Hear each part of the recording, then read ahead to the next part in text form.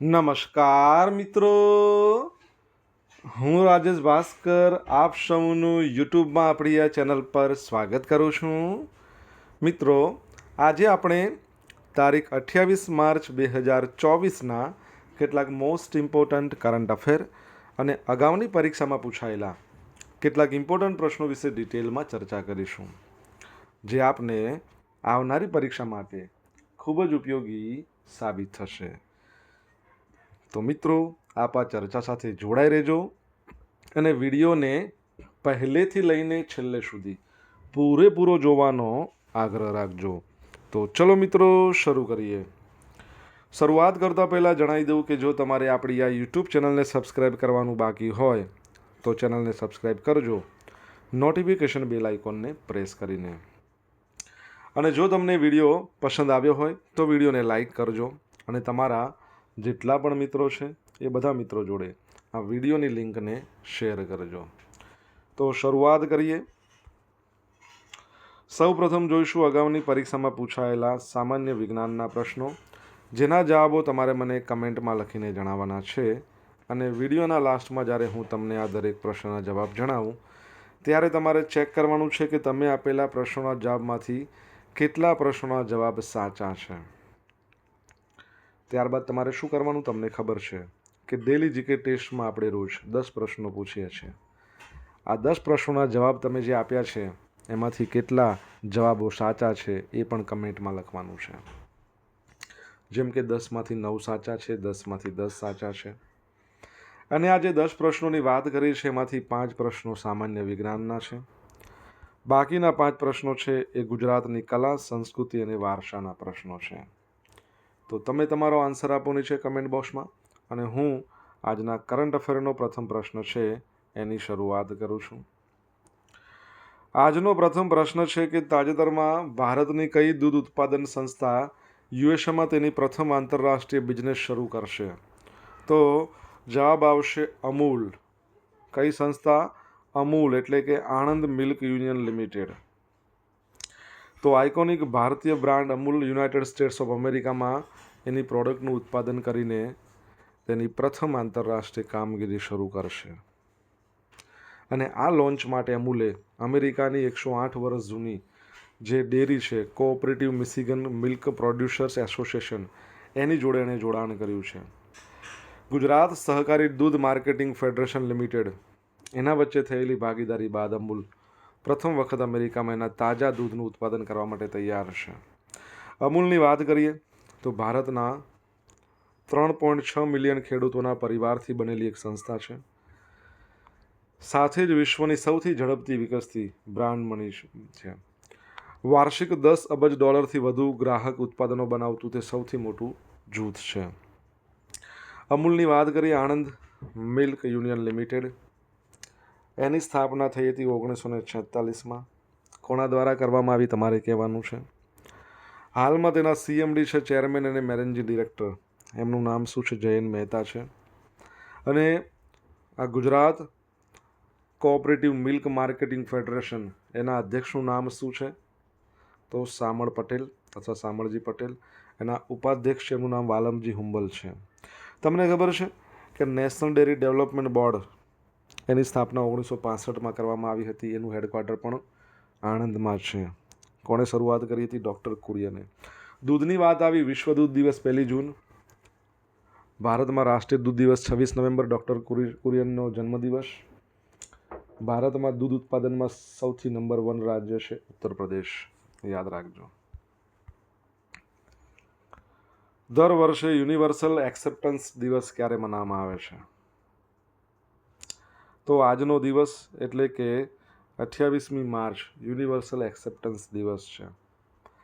તો internet corporation for assign names and numbers અને universal acceptance steering group, આ બંને છે એ 28 માર્ચે યુનિવર્સલ એક્સેપ્ટન્સ દિવસની ઉજવણી કરવા 2023ની ઉજવણીની પ્રારંભિક આવૃત્તિ તરીકે વૈશ્વિક ઇન્ટરનેટ સમુદાય સાથે સંકલન કર્યું હતું. એટલે ગયા વર્ષે એની શરૂઆત થઈ.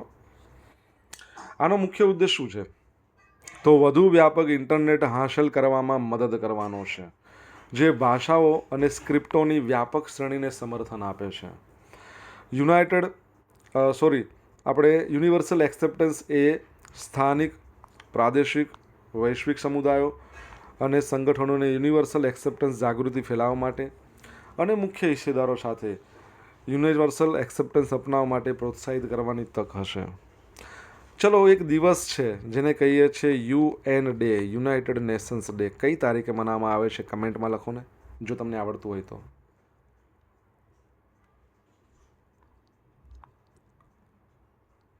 આ દિવસ universal acceptance steering group ICANN, વૈશ્વિક ભાગીદારો, પ્રાદેશિક અને સ્થાનિક સંસ્થાઓ એમના દ્વારા યોજાયેલી યુએ તાલીમ, જાગૃતિ અને વ્યૂહરચના સત્રોનો સમાવેશ કરશે. 17નો જાદુ, 4નો જાદુ, નીતિ આયોગ, RBI, આ બધા શોર્ટ્સ છે. તમારે જોવાના બાકી હોય તો જોઈ લેજો. તમને પસંદ આવે તો લાઈક કરો, તમારા મિત્રો જોડે એને શેર કરો. ચેનલ સબસ્ક્રાઈબ કરવાનું બાકી હોય તો સબસ્ક્રાઈબ કરો, નોટિફિકેશન બેલ આઇકોનને પ્રેસ કરીને. ગુજરાતનું સૌથી મોટું ધ્યાન કેન્દ્ર અરવલ્લી જિલ્લામાં બનશે. અરવલ્લી જિલ્લાનું મુખ્ય સ્થળ કયું? મોડાસા. અરવલ્લી એ સૌથી જૂનામાં જૂની પર્વતમાળામાંની એક છે. અમદાવાદમાં જે થલતેજ ટેકરા છે ને એ અરવલ્લીની પૂંછડી કહેવાય છે. ત્યાંથી લઈને છેક દિલ્હી સુધી વિસ્તરેલી છે. તો અરવલ્લી જિલ્લાની વાત છે. 350 વીઘામાં રાજ્યનું સૌથી મોટું આધ્યાત્મિક ધ્યાન સંકુલનું શિલાન્યાસ કરવામાં આવ્યો છે, જેનું નામ અનાદિ મુક્ત વિશ્વમ છે. એનું કાર્ય 2026માં પૂરું થઈ જશે. આ સંસ્થાનું નિર્માણ સ્વામિનારાયણ મંદિર વાસણા સંસ્થાન દ્વારા કરવામાં આવી રહ્યું છે. તમને ખબર છે વિશ્વનું સૌથી મોટામાં મોટું ધ્યાન કેન્દ્ર વારાણસીમાં બનાવવામાં આવ્યું છે. તમારે એનું નામ કહેવાનું છે. જો તમને આવડતું હોય તો કમેન્ટમાં લખીને જણાવો.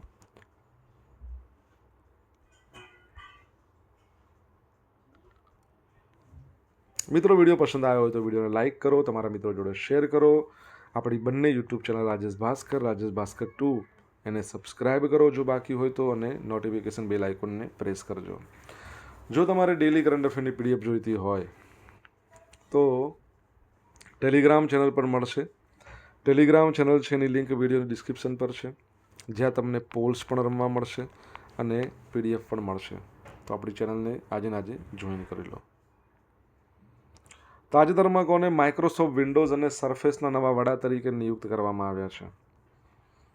તો જવાબ આવશે પવન દાઉલુરી, જેઓની ઇમેજમાં તમે જોઈ શકો છો.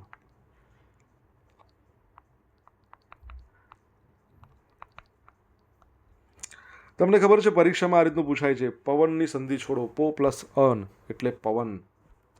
બરાબર, પરીક્ષામાં 1 માર્ક લઈ આપશે. તો IIT મદ્રાસના ભૂતપૂર્વ વિદ્યાર્થી છે પવન દાઉલરી.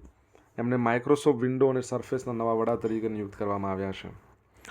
હવે મિસ્ટર દાઉલુરી એ લાંબા સમયથી પ્રોડક્ટ ચીફ પોનસ પાનેનું પદ સંભાળ્યું છે, જેમણે ગયા વર્ષે એમેઝોનમાં જોડાવા માટે વિભાગ છોડી દીધો હતો. અગાઉ મિસ્ટર દાઉલુરી સરફેસ જૂથની દેખરેખ રાખતા હતા, જ્યારે મિખાઇલ પાર્ખિન વિન્ડોઝ વિભાગના વડા હતા. હવે મિખાઇલ પાર્ખિન અને મિસ્ટર પને આ બંને રાજીનામું આપી દીધું છે. એટલે હવે વિન્ડોઝ અને સરફેસ બંનેના વિભાગો કોની જોડે આવી ગયા? પવન દાઉલુરી.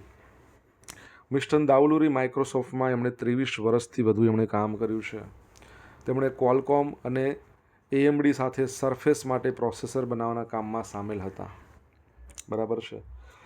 તમને ખબર છે માઇક્રોસોફ્ટ કંપનીની આપણે વાત કરીએ તો એની સ્થાપના કોણે કરી હતી? એક તો બિલ ગેટ્સ હતા, જેમને બધા ઓળખે છે, અને પોલ એલન. આ બંનેએ સ્થાપના કરી 1975માં. હાલમાં એના જે ચેરમેન અને CEO છે એમનું નામ શું છે? તો સત્યા નાંદેલા. એ પણ આપણા ભારતીય મૂળના છે. તમારે કહેવાનું છે માઇક્રોસોફ્ટનું જે હેડક્વાર્ટર છે કઈ જગ્યાએ આવેલું છે? કમેન્ટમાં લખો જો આવડતું હોય તો.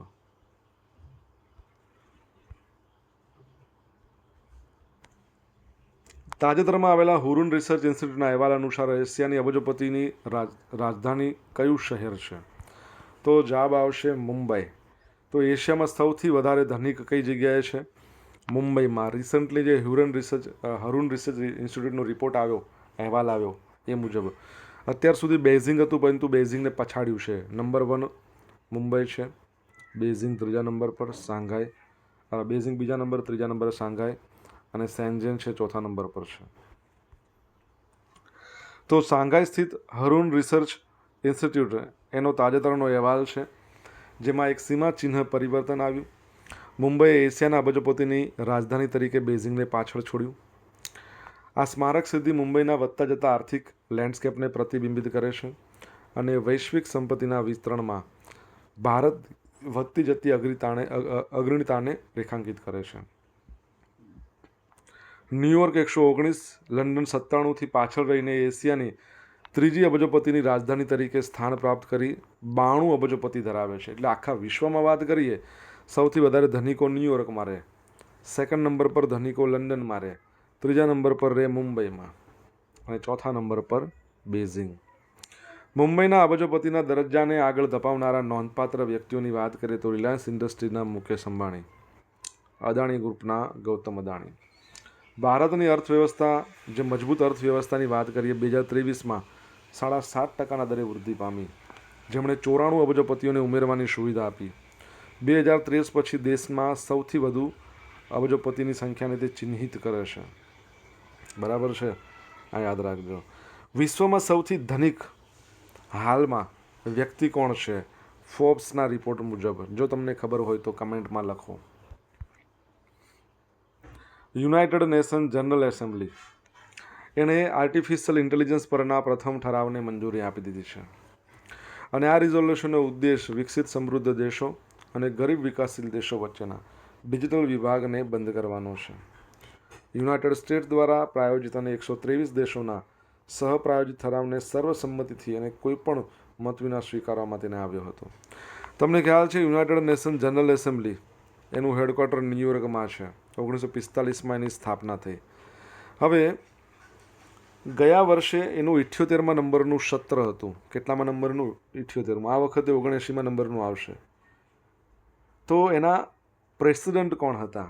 જો તમને ખ્યાલ હોય તો કમેન્ટમાં લખીને જણાવો. સોશિયલ મીડિયાના માધ્યમથી મિત્રો મારી જોડે કનેક્ટ તમે રહી શકો છો. મારું ઇન્સ્ટા આઈડી rajesh.i.bhaskar છે. મારું ફેસબુક આઈડી છે RI ભાસ્કર અને મારું જે ટેલિગ્રામ આઈડી છે, ટેલિગ્રામ ચેનલ છે આપણી રાજેશ ભાસ્કર. અહીંયા તમને ડેલી કરંટ અફેરની PDF મળશે અને પોલ્સ રમવા મળશે. અને જો ભણવાની મજા આવી હોય તો વિડીયોને એક લાઇક કરો, તમારા મિત્રો જોડે આ વિડીયોની લિંક શેર કરો અને જો ચેનલ સબસ્ક્રાઈબ કરવાનું બાકી હોય તો સબસ્ક્રાઈબ કરો, નોટિફિકેશન બેલ આઇકોનને પ્રેસ કરીને. તાજેતરમાં કયા દેશની સરકારે ડિસ્પોઝેબલ સિગારેટ અથવા તો વેપ પર પ્રતિબંધની જાહેરાત કરી છે? તો જવાબ આવશે ન્યૂઝીલેન્ડ. આ વેપ છે, તમે જોઈ શકો છો, એ સિગારેટ જેવું સાધન હોય છે ધુમાડા લેવાનું, અને આ સિગારેટ છે જે ડિસ્પોઝેબલ સિગારેટ તમે કહી શકો. તો ન્યૂઝીલેન્ડ સરકારે ડિસ્પોઝેબલ સિગારેટ અથવા વેપ પર પ્રતિબંધની જાહેરાત કરી છે. દેશે તમાકુના ધૂમ્રપાનને તબક્કાવાર બંધ કરવાનો હેતુ ધરાવતા કાયદાને રદ કર્યાના 1 મહિના કરતાં પણ ઓછા સમયમાં પગલું ભર્યું છે. આ પ્રતિબંધની સાથે ન્યૂઝીલેન્ડ 18 વર્ષથી ઓછી ઉંમરના જેટલા પણ સગીરો છે એમને વેપ અથવા સિગારેટ જે વેચનારા રિટેલર્સ છે વ્યક્તિઓને એના માટે દંડ વધારશે. રિટેલર્સ જે પણ છે સગીરોને જો વેચશે ને સિગારેટ અથવા વેપ તો $1 લાખ ન્યૂઝીલેન્ડ એટલે 55,590 યુરો આટલો બધો દંડ કરશે. જો વ્યક્તિઓને વેચે, સગીરોને નહીં વેચો તો $1,000 ન્યૂઝીલેન્ડ એટલે 556 યુરો આટલો સુધીનો દંડ ફટકારશે. બ્રિટિશ વડાપ્રધાન, જો આના અગાઉ બ્રિટનમાં પણ એવું થયું હતું, બ્રિટિશ વડાપ્રધાન ઋષિ સુનકે 2022માં નિકોલજોગ વેપ પર પ્રતિબંધની જાહેરાત કરી. તેમની લાંબા ગાળાની અસર અને યુવાનોમાં સંભવિત વ્યસન અંગેની ચિંતાઓને ટાંકીને. ઓસ્ટ્રેલિયાએ પણ આ વર્ષે ડિસ્પોઝેબલ સિંગલ યુઝ વેપ પર પ્રતિબંધ મૂક્યો છે. ન્યૂઝીલેન્ડની વાત કરીએ, એનું કેપિટલ વેલિંગ્ટન છે. પ્રાઇમ મિનિસ્ટરનું નામ તમારે કહેવાનું છે. કરન્સી ન્યૂઝીલેન્ડ ડોલર છે. બરાબર છે. SSN AUKUS submarine. અમેરિકા એટલે યુનાઇટેડ સ્ટેટ, યુનાઇટેડ કિંગડમ અને ઓસ્ટ્રેલિયા, આ ત્રણેય ભેગા થઈને ઓસ્ટ્રેલિયાની SSN AUKUS સબમરીન બનાવવા માટે એક નવો કરાર કર્યો છે. નવી ત્રિપક્ષીય સુરક્ષા ભાગીદારી હેઠળ ઓસ્ટ્રેલિયાની ASC અને UK સ્થિત જે BAE system royal Australian navy માટે SSN AUKUS સબમરીનનું નિર્માણ કરશે. SSN AUKUS ગુપ્તચર માહિતી દેખરેખ, દરિયાની અંદર યુદ્ધ વગેરે મિશન માટે સજ્જ અને ઓકુસ ભાગીદારો વચ્ચે મહત્તમ આંતર પ્રક્રિયા પૂરી કરશે. આ ઓકુસ એટલે શું? તો પહેલાં EU લો એટલે ઓસ્ટ્રેલિયા, પછી UK લો આ રહ્યું એટલે યુનાઇટેડ કિંગડમ, અને US લો એટલે યુનાઇટેડ સ્ટેટ્સ. આ આકુશે ત્રણેય દેશો વચ્ચેની ત્રિપક્ષીય સુરક્ષા ભાગીદારી છે જે 2023માં એનામાં હસ્તાક્ષર કરવામાં આવ્યા હતા. હવે મિત્રો જોઈશું અગાઉની પરીક્ષામાં પૂછાયેલા સામાન્ય વિજ્ઞાનના પ્રશ્નો. પહેલો પ્રશ્ન, ક્ષેપકોમાંથી કર્ણકમાં રુધિરને પાછું આવતા અટકાવનાર વાલ્વ કયો છે? તો ત્રિદલ અને દ્વિદલ બંને આવશે. જવાબ આવશે A અને B. ફ્યુઝનો તાર બનાવવા માટે કયા પ્રકારની ધાતુનો ઉપયોગ થાય છે? તો લેડ અને ટીનની મિશ્ર ધાતુ. CRTનું પૂરું નામ શું છે? કેથોડ રે ટ્યુબ. LCDનું પૂરું નામ શું છે? Liquid crystal diode. LED light emitting diode. VDU video display unit, visual display unit, not video. નીચેનામાંથી કઈ ધાતુ પ્રવાહી ધાતુ નથી? તો સોડિયમ નથી, બાકી આ બંને પ્રવાહી. નીચેનામાંથી કોનો વક્રી ભવનાંક સૌથી વધારે હોય છે? તો હીરાનો.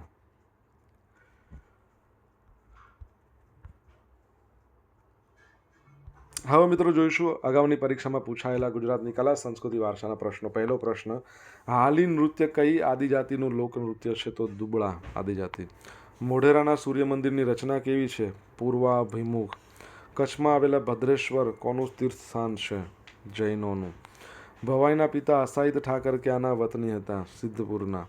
ભારતમાં પ્રખ્યાત દર્પણ એકેડમી ઓફ પરફોર્મિંગ આર્ટ્સની સ્થાપના કોણે કરેલ હતી? મૃણાલિની સારાભાઈએ. હવે મિત્રો જોઈશું ગઈકાલે પૂછેલા પ્રશ્નો જવાબ. પહેલો પ્રશ્ન, તાજેતરમાં ગુજરાતના ટેલિકોમ વિભાગે કયા સ્થળે ટેલિકોમ ફેસિલિટેશન સેન્ટર શરૂ કર્યું છે? બરાબર છે, તો જવાબ આવશે અમદાવાદમાં. સેકન્ડ, તાજેતરમાં કોને એવિએશન વીક લોરેટ્સ એવોર્ડ એનાયત કરવામાં આવ્યો છે? તો ઇસરોને આપવામાં આવ્યો છે. હવે મિત્રો આજે પૂછેલા પ્રશ્નનો જવાબ જોઈએ. પહેલો પ્રશ્ન શું પૂછ્યો હતો? અમૂલની સ્થાપના કોણે કરી હતી? તો ત્રિભુવનદાસ પટેલે. સેકન્ડ પ્રશ્ન, યુનાઇટેડ નેશન્સ ડે ક્યારે મનાવવામાં આવે છે? 24 ઓક્ટોબર, જેને વિશ્વ પોલિયો દિવસ પણ કહેવાય છે. ત્રીજો પ્રશ્ન, વિશ્વનું સૌથી મોટું ધ્યાન કેન્દ્ર સ્વરવેદ જે આવેલું છે વારાણસીમાં. ચોથો પ્રશ્ન, માઇક્રોસોફ્ટનું હેડક્વાર્ટર ક્યાં આવેલું છે? તો રેડમોન્ડ, વોશિંગ્ટનમાં.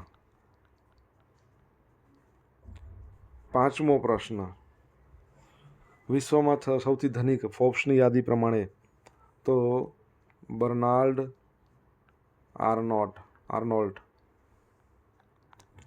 સેકન્ડ નંબર પર છે, જેફ બેઝોસ, અને ત્રીજા નંબર પર છે ઇલોન મસ્ક. છઠ્ઠા નંબરનો પ્રશ્ન, યુનાઇટેડ નેશન જનરલ એસેમ્બલીનું 78મા નંબરનું સત્ર, એના જે અધ્યક્ષ એમનું નામ ડેનિસ ફ્રાન્સિસ.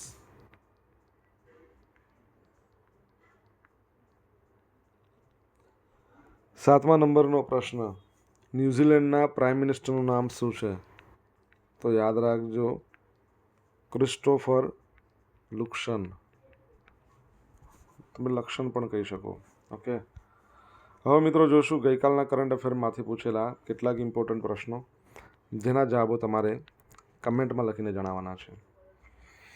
પ્રથમ પ્રશ્ન, ગુજરાતનું સૌથી મોટું પાસપોર્ટ સેવા કેન્દ્ર ક્યાં બનાવવામાં આવી રહ્યું છે?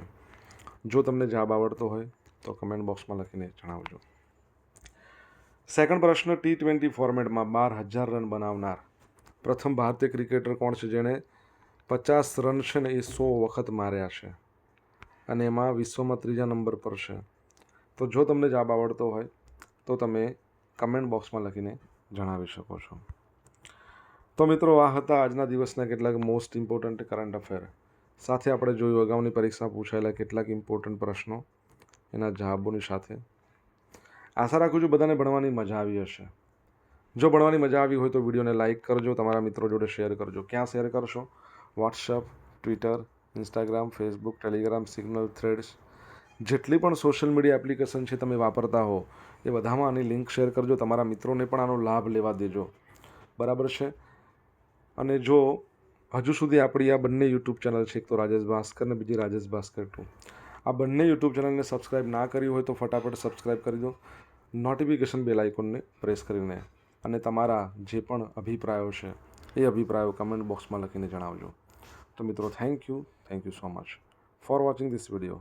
Have a nice day. જય હિન્દ, જય ભારત.